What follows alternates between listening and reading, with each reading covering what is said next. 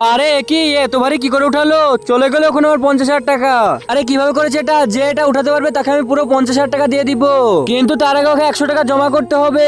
আচ্ছা ঠিক আছে ভাই, এই নাও আমার 100 টাকা, আমারও নিয়ে নাও। ইয়া উঠে যা। আরে আমার সাথে তো উঠলো না। ইয়া আরে বললাম না তোমরা কেউ পারবে না।